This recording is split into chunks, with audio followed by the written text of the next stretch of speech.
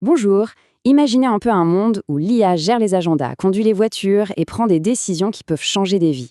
Eh bien, ce monde-là, ce n'est pas de la science-fiction. Ça pourrait bien être notre réalité dès 2026. Aujourd'hui, on plonge dans les prédictions assez audacieuses de plusieurs futurologues.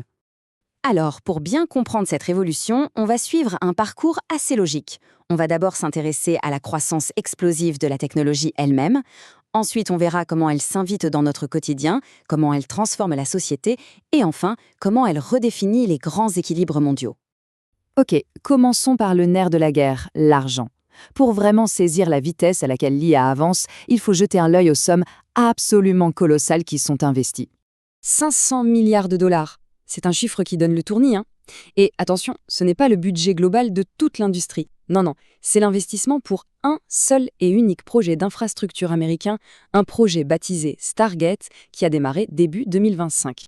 Pour qu'on se rende bien compte, mettons ça en perspective. Ce projet Stargate, à lui tout seul, coûte plus cher que le projet Manhattan, celui qui a donné la bombe atomique, et le programme Apollo, qui a envoyé des humains sur la Lune. Si on met les deux ensemble et qu'on ajuste à l'inflation, Stargate reste plus cher. C'est fou. Mais attention, il n'y a pas que l'argent et la puissance de calcul. Les algorithmes, le cerveau de l'IA si on veut, s'améliorent sans arrêt. Et puis, de nouvelles approches voient le jour, comme ces fameux modèles mondes, qui permettent à une IA de simuler et de comprendre notre réalité de façon bien plus profonde. Bon, toute cette puissance de calcul, ça reste un peu abstrait. Alors concrètement, comment est-ce que ça va débarquer dans notre vie de tous les jours, dans nos maisons et même dans les objets qu'on utilise? D'ici 2026, l'IA ne sera probablement plus un simple assistant à qui on donne des ordres. Non, elle devrait devenir un véritable agent autonome. Imaginez un peu. Au lieu de lui demander « trouve un resto », on pourra lui dire « organise-moi un dîner pour deux vendredi soir ». Et hop, elle s'occupera de tout, la réservation, l'invitation, tout. Et c'est ce qu'on appelle l'encorporation. En gros, l'IA quitte nos écrans d'ordinateur ou de téléphone pour s'intégrer directement dans les objets qui nous entourent, que ce soit les robots dans les usines ou les jouets des enfants. Forcément, une intégration aussi profonde, ça soulève des questions. Des grosses questions même. Quel va être l'impact sur les emplois, sur l'économie et peut-être plus important encore, sur notre propre autonomie de décision? En fait, on le voit déjà. L'IA est impliquée dans des secteurs super critiques. Je parle de la médecine, de la justice et même d'applications militaires. On lui donne le pouvoir bien volontiers. Cette phrase, elle résume un paradoxe assez fascinant. Pour plus de confort, pour plus d'efficacité, on délègue des décisions vraiment importantes à l'IA. Et en faisant ça, on tisse une sorte de filet de dépendance dont il sera peut-être un jour impossible de se défaire.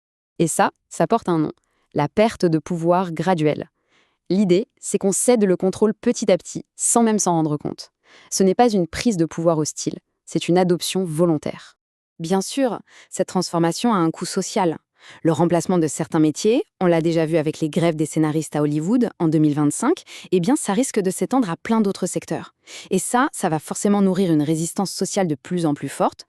Au-delà du monde physique et économique, l'IA est en train de bousculer quelque chose de encore plus fondamental, notre perception de ce qui est réel. Le point qui est vraiment crucial ici, c'est que la frontière entre le vrai et le faux est en train de s'effacer. Et pas seulement parce que les fausses vidéos ont l'air réelles. Non, ce qui est peut-être encore plus pervers, c'est que des événements bien réels peuvent maintenant être balayés d'un revers de main en disant juste « Ah non, mais ça, c'est un fake généré par IA ». Face à ce déluge d'informations, de vraies et de fausses, une réaction commence à se dessiner.